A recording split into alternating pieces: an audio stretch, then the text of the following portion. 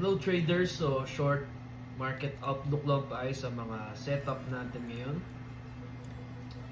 Okay, so currently meron tayong sell setup kay gold.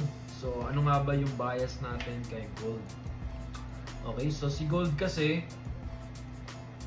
currently para sa akin bearish yung sentiment ko dyan ngayon kasi ito yung previous na break of structure niya. Ayan.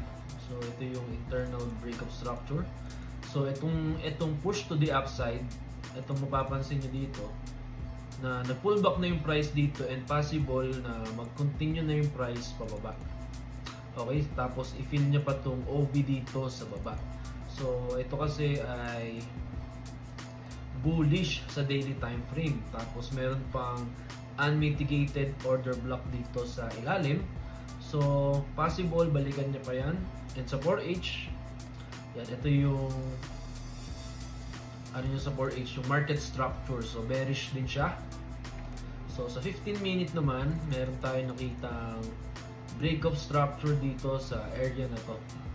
So kung kukunin nyo rin yung swing niya, ito yung swing niya. So nag-close siya ng body candle. Ito. So for me, it's also a break of structure. Ayan.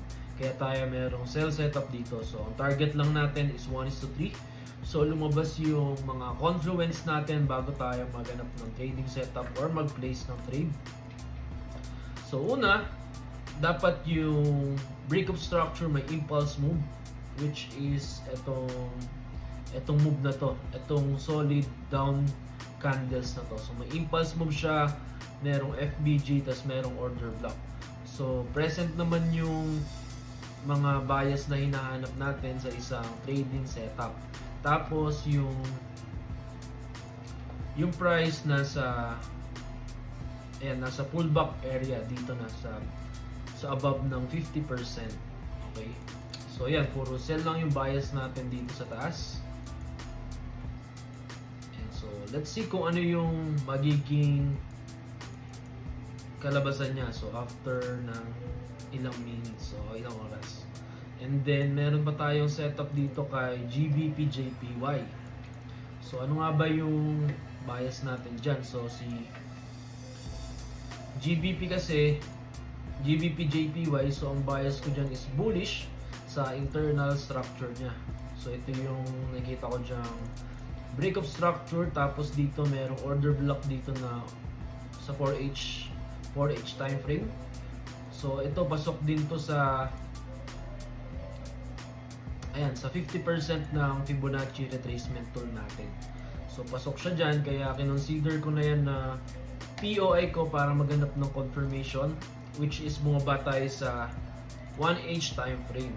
So after ng price bumaba dito sa 4H time frame, nag-antay tayo ng choke dyan para ma-determine natin kung possible na nga ba mag-change ng market structure ang price. So from downtrend, and kung mapapansin nyo, downtrend siya sa 1H, na-break nyo na tong previous high dito. Ayan. So possible na nga ba maging bullish structure to?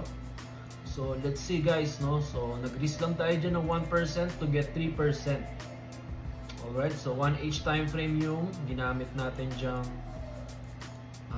trading time. So medyo matagal yan bago matapos. Kaya dito muna tayo kay Euro JPY. So si Euro JPY naman, same bias din tayo dyan. Kinuha natin tong POI dito sa baba. Then ang ano natin dyan is bullish. Ang bias natin dyan is bullish. So itong pababa dito is retracement on